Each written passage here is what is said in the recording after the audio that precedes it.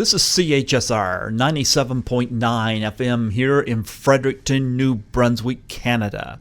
This is Python's Paradise, your film and music show, and this is your host, Greg Gilbert, aka the Python Hyena. And folks, the Gas Pump Girls celebrates its 40th anniversary this year, and last night I just heard back from the film's director, and I have him on the phone with me tonight.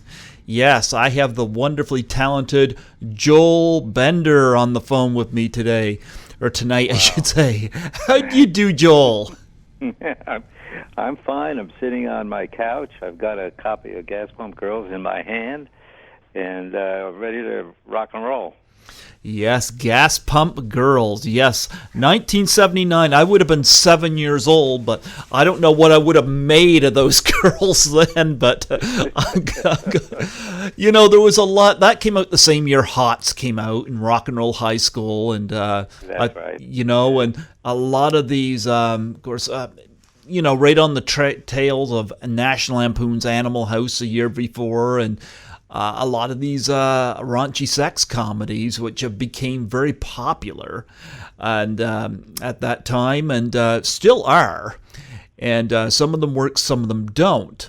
But I always love those ones that I grew up with, you know, and they kind of take you someplace, because today with digital technology and CGI and whatnot, films don't quite always feel as authentic as they should be. Some of them do, but it's great to go back and see. Yeah, yeah. I mean, every once in a while you get something really great, like Everybody Wants Some by Richard Linklater, which definitely passed the test on that. But you know, Gas Pump Girls was your first movie. Now, what made you do this as your first movie? Is this? Well, you're going to hear the story. I'm going. Oh, good! I can't wait to hear the story. Tell it.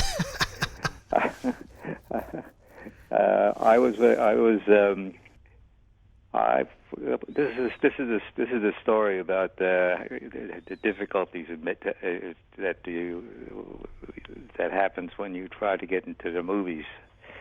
And I tried to get into the movies because I was in love with movies. I had been for since I was 7 years old. Okay. And let's see, that happened. So I tried to get the thing going, get something going, and we started to write some scripts together with this girl who was really talented, and it turned out to be impossible.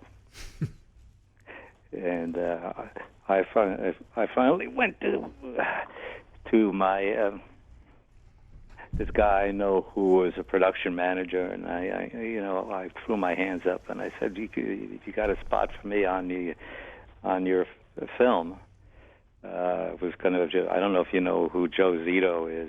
I do. Joe Zito made Friday the 13th, the Final Chapter, and The Prowler. That's right. He did a picture about, another picture that remains nameless. And I worked.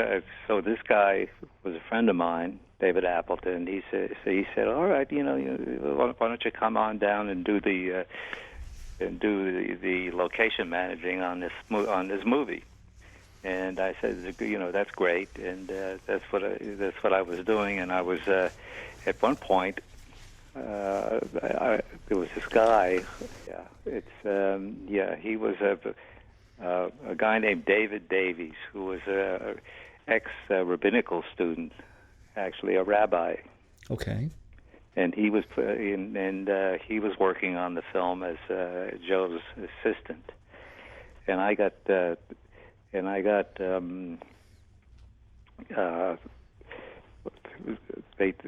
Zito sent us out together to find some big automobiles to shoot up, and we did that. We did that, and at first I couldn't stand him. He couldn't stand me. we were driving the cars. He started to like me because he saw how I handled people at that point. The 40-year-old, the 40-year-old deal there, and what happened was we became friends. And he was, like I said a minute ago, he was he was a rabbi, but not quite. And we ended up making Gas Pump Girls together. But I never wanted to make that kind of movie. I wanted to make a horror movie. Okay. We couldn't, we tried to write a horror movie that would be a hit, but we never could get it together because we were both had different ideas of what that should be. And so after that, we were sitting in the office one day, and he brings up this. He says, "Well, why don't we do a picture about the girls in the gas station?" Okay. And I said, "What?" I said, and we went. I hit the ceiling, and he calmed me down, and we started to write together this script, which we did in maybe, I think it was 2 weeks. It took us to write Gas Pump Girls, and then we took it to Cannon Films, and they loved it, and they wanted to make it, and I was out of my mind. That's great, and so we, in order to get the best looking girls, we went to California. We were in Brooklyn and New York to start with, and then we started to shoot this crazy movie called Gas Pump Girls with a lot of funny people, and there's not too much sex in it. It's really very wholesome in its way. From the Bowery Boys, we had Hunts Hall, and then we had Joey Ross from Car 54, Where Are You? And Mike Mazursky, who was always a heavy in the movies of the 40s and 50s. And we went about shooting the damn thing. And we thought it turned out to be pretty good. Yes, absolutely. Kind of a semi-classic. Oh, yeah, it's gained a big cult following. I guess there's a new Blu-ray coming out, or already out, that I've got to get my hands on. And I'm holding it in my hand right now. Talk about the transfer Blu-ray. The transfer on this transfer. First of all, it went through so many different things, so many different ways. The first releases after their theatrical release was made from a 16 millimeter, incredibly bad thing, and I was embarrassed every time anybody would want to look at it. But over the years, it's turned into it's incredibly beautiful transfer. Yes. Of which I'm proud. Well, yes, absolutely. This was the first movie you directed. Did you find it a challenge to get into the directing chair, or was it just something that you just took at and slid into naturally? I don't know whether it was natural, but I loved it. Okay. I love doing it. I love doing playing with the girls, and I thought what I did is I used to be an Archie comic book guy, like that comic book character, the Archie characters. Yeah. I tried to make Gas Pump Girls look like that. Okay, yeah, I can see that. Yeah, and so I'm proud of it from that.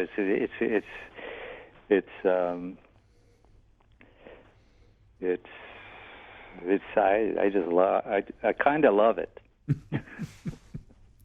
Don't we all? Movies that I made, I haven't. Well, I sort of love all the movies that I made, but Although I got to backtrack there on Joe Zito. You're not the first person I've heard make a complaint on that guy.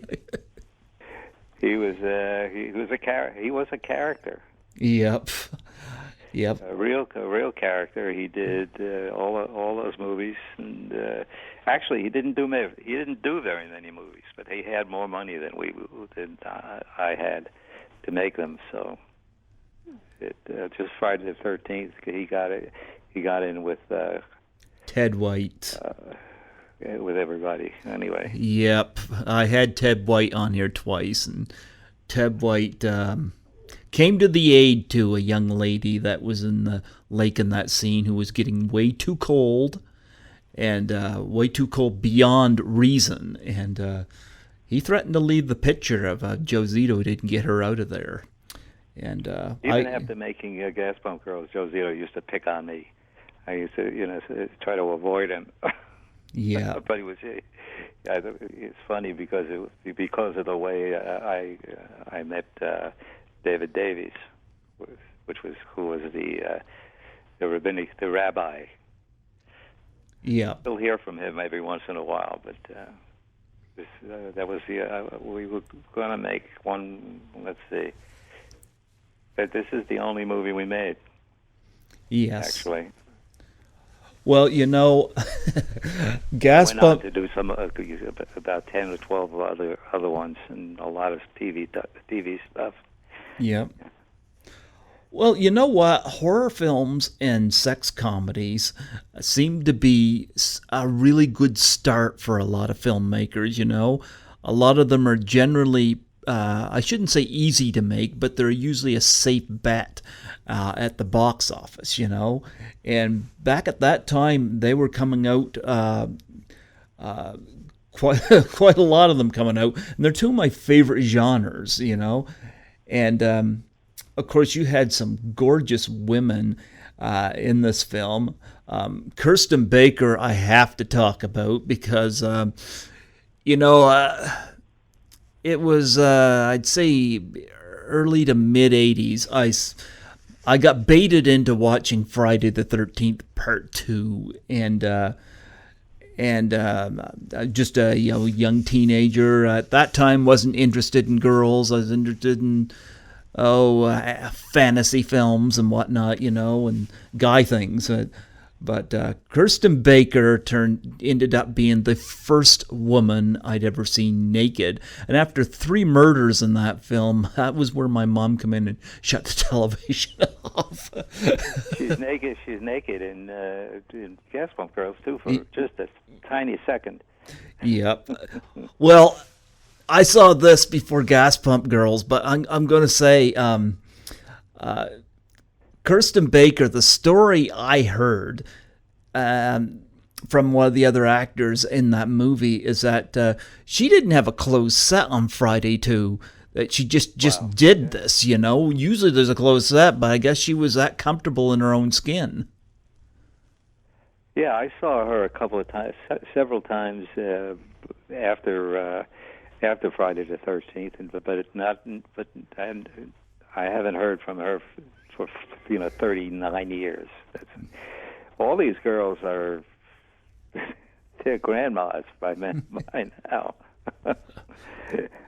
Well, Kerstin Baker, certainly somebody I remember, and talk about casting her in this movie and what the experience was like working with her. She was in control. All of the girls were very nice. I liked Linda Lawrence was the one with the big boobs, and she ended up making just a couple of movies. She married some big star, and I don't remember who he was. Mm-hmm. But Kerstin,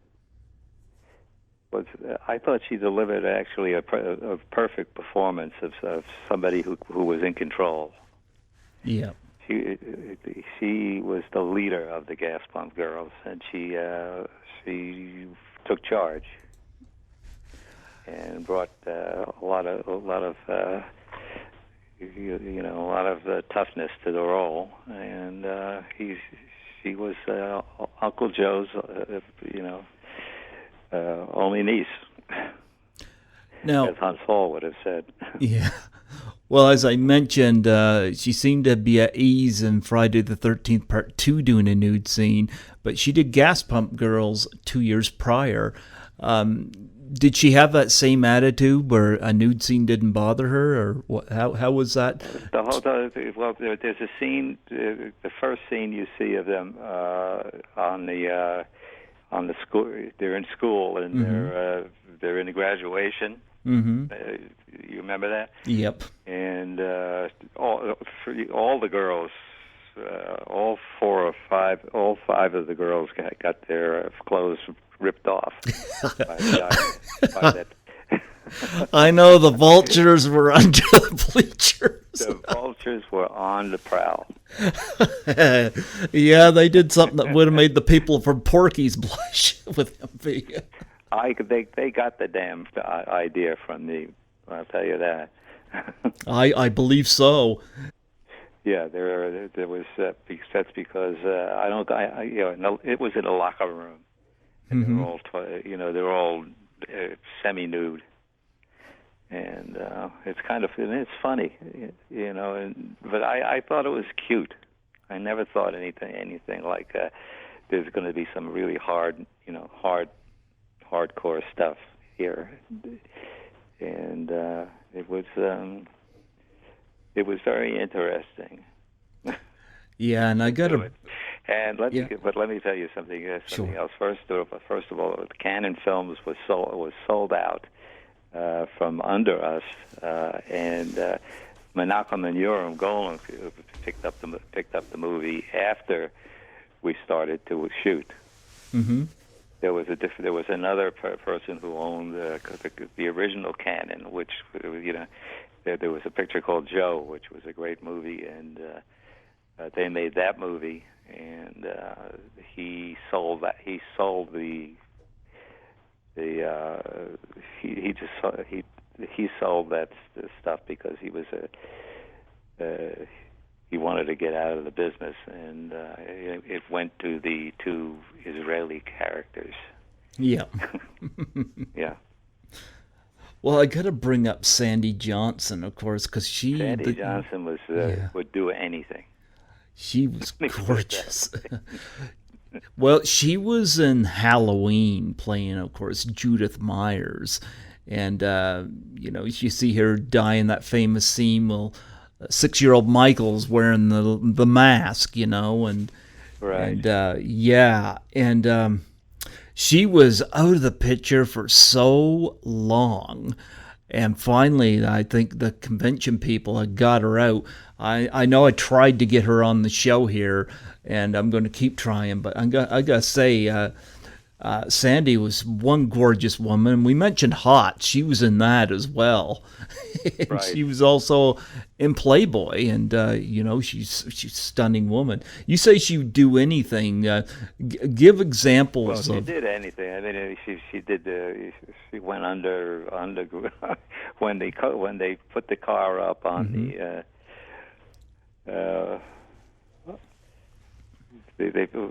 She makes it with one of the boys in the car in the back seat. Mm-hmm. And that's probably the sexiest thing in the movie. Yeah. And she pops up, but they're on. You remember they're on top of a kind of elevator deal, like that's in the. Well, let's jump on to another possibility.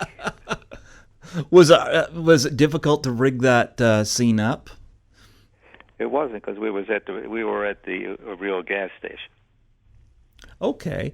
I was actually, I don't know, maybe I misheard, but I heard that the gas station was torn down after the movie. It was something that was built for it, but you guys were at a real location, huh? Well, here's what. Yeah, we were on a real location. There Okay. were two gas stations. Mm-hmm. The Uncle Joe's gas stations were a little tiny one, Mm-hmm. and then there was a big gas station across the street where the Mr. Friendly, Mm-hmm. the nasty bastard who was running the place was there. And funny, you ask, because the Gas Pump Girls gas station, which was Uncle Joe's gas station, was still standing just a couple of years ago.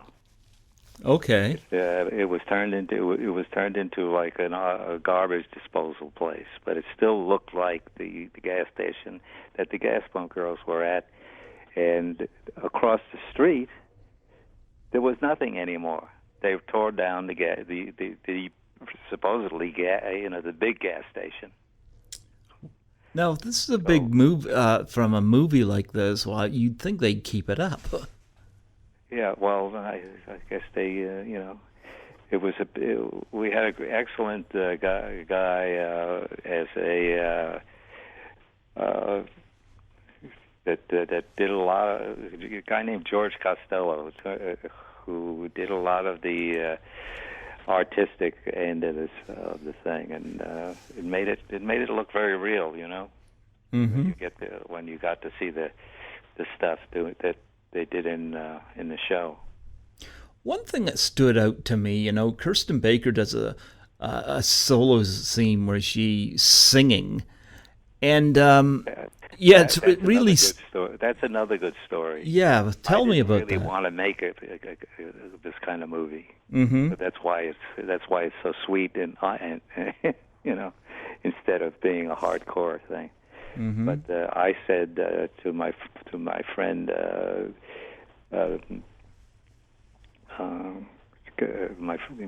my rabbinical friend, Mm-hmm. that I wouldn't make the picture unless I could put a song in it. Okay. And I demanded it, and it's a pretty song, and it's kind of hilarious. And that was what attracted me to make that movie. And Kirsten was gung-ho to do this, huh?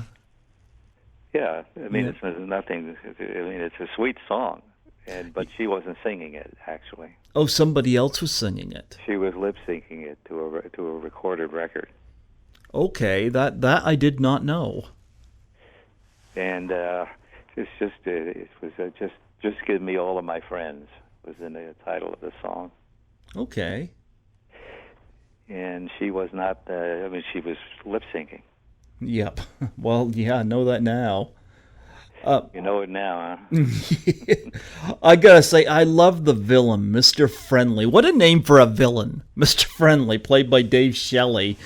He was great, and he was somebody you could count on to bring it there and to be a nice. He was a really nice guy, actually, in real life.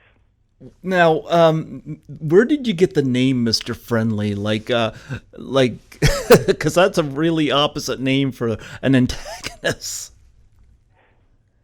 I don't know. It just came to me. Yeah. And Mr. Friendly. Let me see if I can go back 40 years and see if I can remember. It's a tall order, believe me. Well. We came out when we came out and we started to cast. Mm-hmm. We went to a number of people.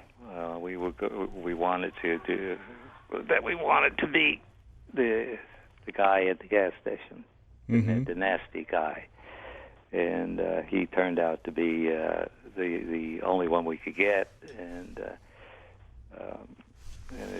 he did a great job.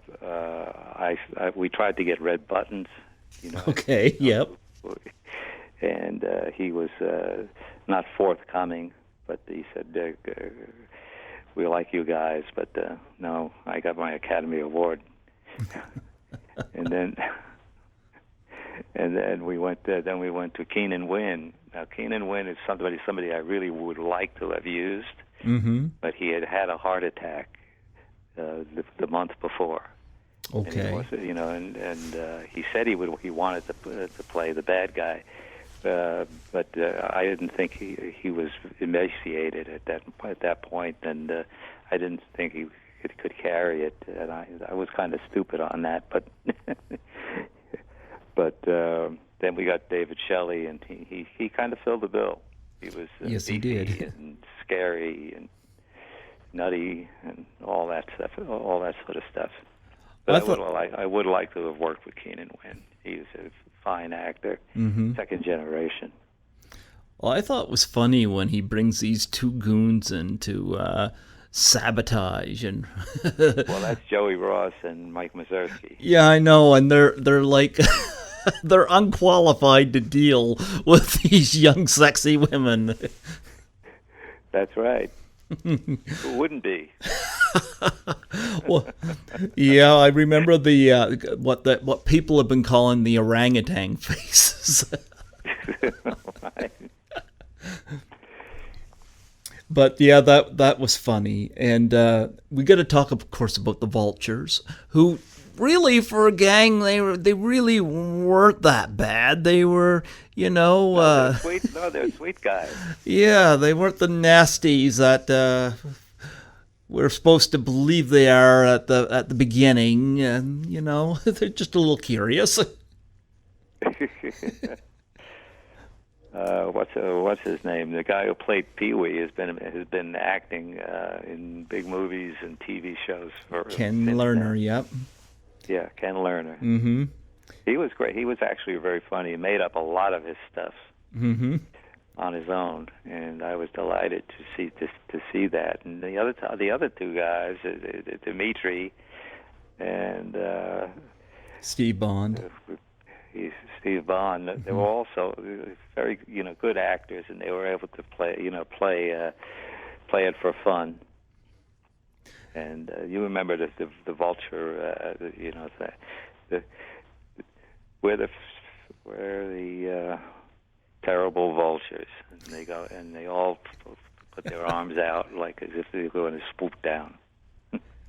Well, vultures are supposed to be terrible, but these guys weren't that intimidating. They were good.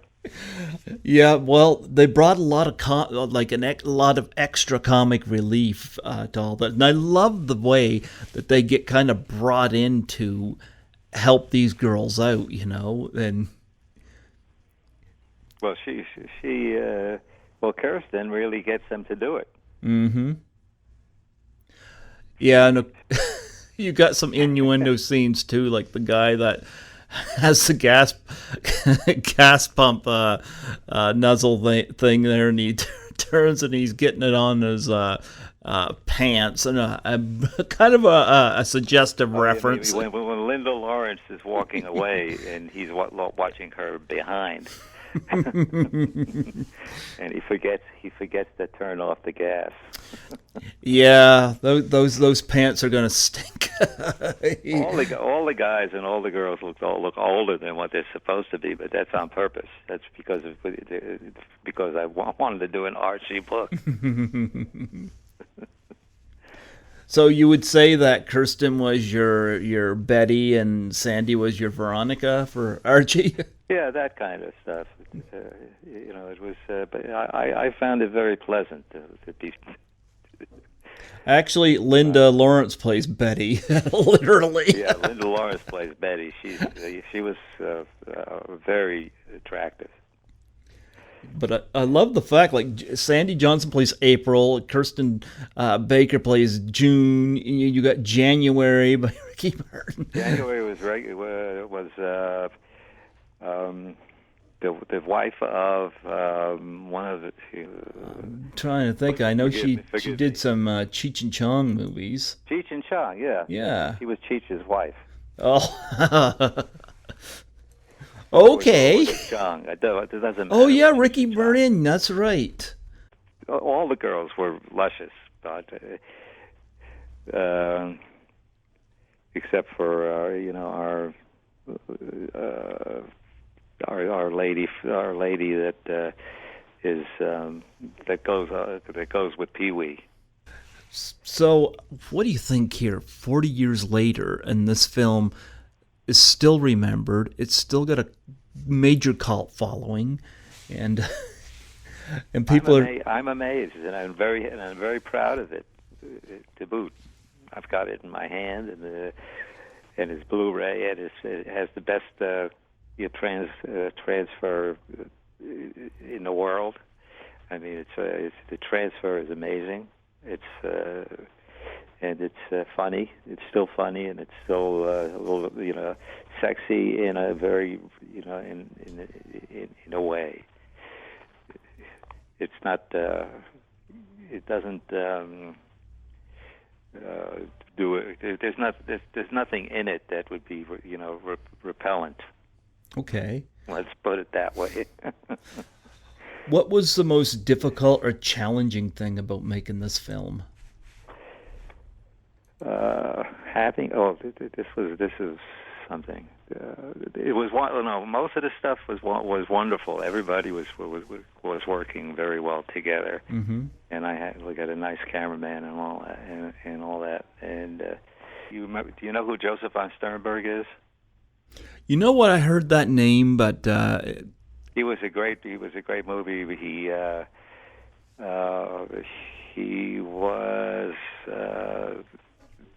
He found Marlene Dietrich, and Okay. he made 5 movies with her, and Marlene Dietrich owes her career to him. And von Sternberg was kind of a very, he wanted it his way, and blah blah. Everybody was great, but after 1940 something, he had to, they pushed him out of the business. But he was the father of this guy who was the shooter, who was shooting the gas pump girls. okay. Yeah. Any other challenges in making this film? Or was yes. it okay? I had on the third day of shooting, a guy showed up to wrangle us. Oh, And he was working for the boys at Cannon, because Cannon we had started to shoot the movie before Cannon grabbed it. So they sent this guy out, and he was he felt like what you call it, the Godfather, okay. or something like that. So he did a lot of stuff where he pushed people around a little bit, and that was kind of nasty, but funny in a way. He kind of got into the idea of the movie, and by the time if we finished, he was kind of friendly. I met him 30 years later. At one of the festivals, and he said he apologized to me for making my life a living hell. And that's that. Do you remember? He actually did. He bothered me. He would come over, behind me and put a hat on. I hated to wear hats. Okay. And he would come over to me and say, "Well, Steven Spielberg is wears hats. So you got to wear a hat, and that kind of stuff." And I would the minute he walked out of the room, I'd take it off, throw it in the corner. Gee, but what difference does it make if somebody wears a hat or not? Right, exactly. Yeah. So, But he was nasty. But then I met him again, and he said, let me say I'm sorry for making your life a living hell. Do you remember anything about the premiere and release of this film? Do you know that I was back in New York when it opened up, Okay. and I saw it, so I wasn't. But then I moved. Back down here in California, and people responded to the movie. Played on TV a lot, Mm-hmm. actually. Yeah. Girls just want to have fun weekend. They called it. Well, I got to talk about some of the other films you did. I can't remember who it was. I know you got credit here called Carla. I have not seen this film, but I know I've interviewed somebody that was connected with it, and I can't for the life of me figure out who it was that I'd interviewed from it. I don't know. Man or woman? I don't even remember that. And the funny thing is, I remember because it was Carla with a K. So, Yeah, Carla is one of my is probably my best movie. okay. Totally different. Totally different. It's about this, a couple of well, it's about serial killers up in Canada. Okay. And what do you call it? We had in the cast. What's her name? I wasn't prepared for that. Let's see. I know who I interviewed. I see her here now. Eileen Dietz, who was in The Exorcist as Pazuzu. Wow. She's Eileen Dietz. Yes. Yeah. She was around. But you've not seen it, huh? Nope. You should go out and get a copy of it. It's very, but it's a very strong movie. It's not like nothing like Gas Pump Girls. I'll tell you that. It's a true story about these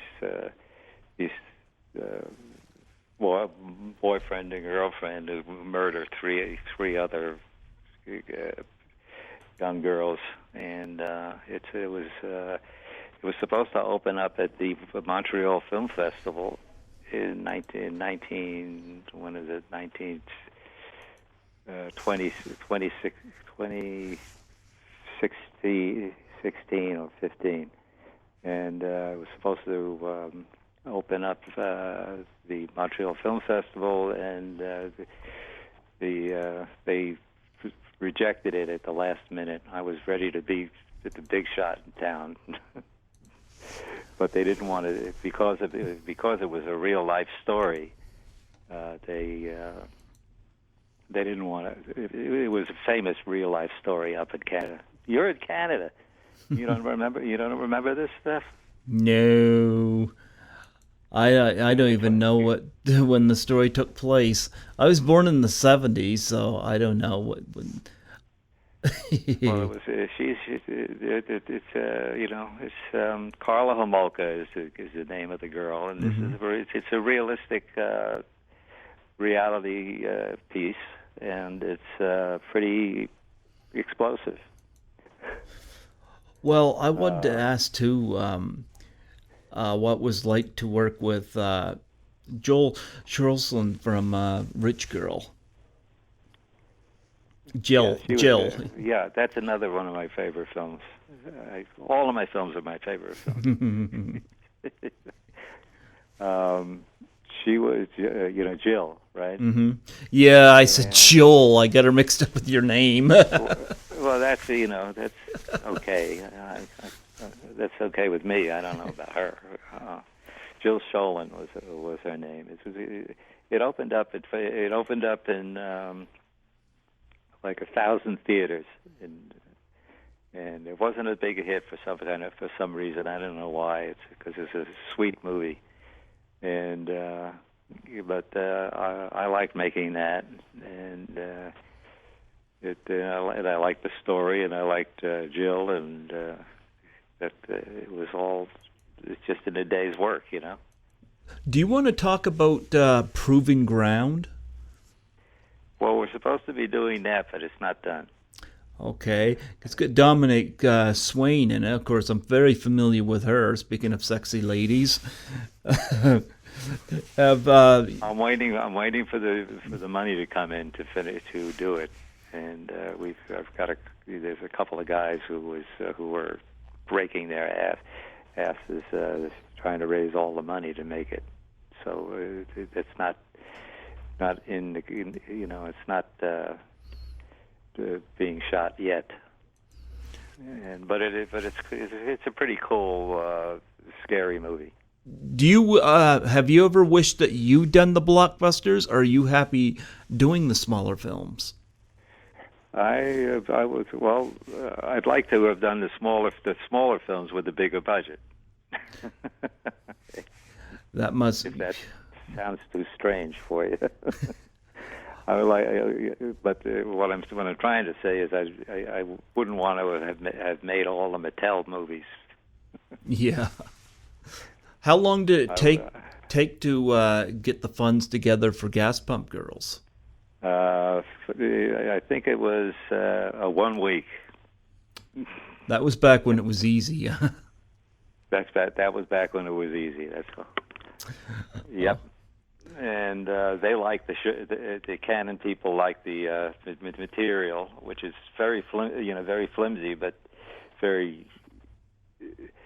But it works because of the acting and it's just a crazy mixed up movie, which I love.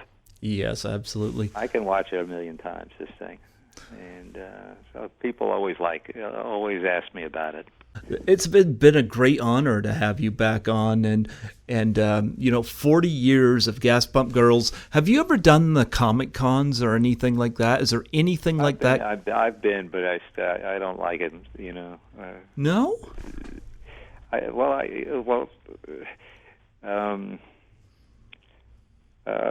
wouldn't really say that I didn't like it, but I haven't gone to too many kind of Comic Cons. I think maybe 3 times. Okay. And, yeah, that's not. I'm just in my own head instead of in. Well, I was just curious to see whether there was anything going on for Gas Pump Girls for its 40th anniversary, and usually these cons do panels and whatnot. If I was thinking along those lines, I probably would have tried to go to one and maybe do it. Carla has a big following. Well, they just got Sandy Johnson out doing the cons, and Kerstin Baker's been starting to do them. So hopefully, they'll be doing something for Gas Pump Girls this year for its 40th anniversary. I do have one last question, though. You mentioned you've been in love with the movies growing up and whatnot, and been going to them since you were young. This might be a hard question, but I'm going to ask it, though. Do you remember the first movie you've seen in theaters? Yes, it was two or three of them. Well, one of them was A Face in the Crowd. Okay. And then Heaven Knows Mr. Allison. Okay. And those were the two that really struck me as terrific. Way back then, and when I was 8 years old. And my father, we had a candy store. We were living behind a candy store at that point. My mom and dad and me. I'm an only child, and I used to go to this theater called the Islands Theater in. And I would watch these. It would always be empty during the day, and I'd grab some change from the till in the store, and go and buy a couple of candy bars or steal a couple of candy bars from my father, and then I would go to the movies with a big bag full of. I was fat at that point. And I just fell in love with the movies. And at that time, the Island Theater would be in the middle of the day, so there'd be almost nobody in the theater except me and maybe one or two straggles. And those pictures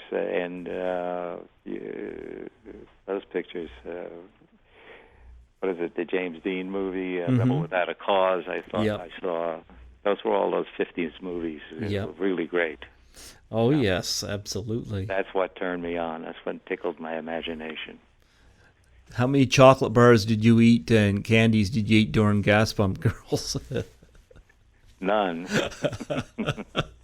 That was 40 years later. Was there any particular movie that inspired Gas Pump Girls? No, actually, I think we just sat down and then started to write.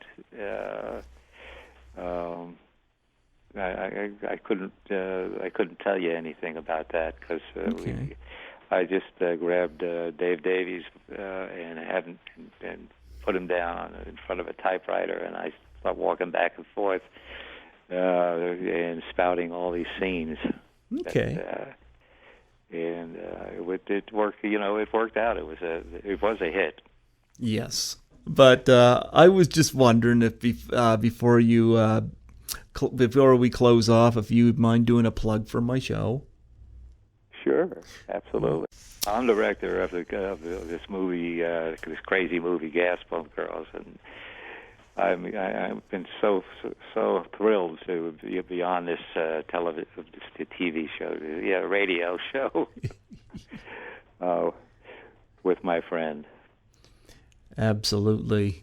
Well, you know what, Joel? Thank you so much. I know this was kind of a spot on. I thank you for getting back to me last night because I had reached out to you 4 months ago, but Facebook sometimes filters messages. I didn't see the thing until last night. Yeah, well, you know what? Sometimes they get filtered, and sometimes I get lucky, and people see them. I've had one guest last year who got back to me after I sent it after a year. So that happens, yeah. We're celebrating the 40th anniversary of Gas Pump Girls. Thank you so much, Joel Bender, for coming on and talking to me tonight. Okay, great. You're great. You're a great man. Thank you so much. Enjoy life. Hey, you have yourself a wonderful night, okay? Yeah, thank you. Okay, you take care. Yeah, you too.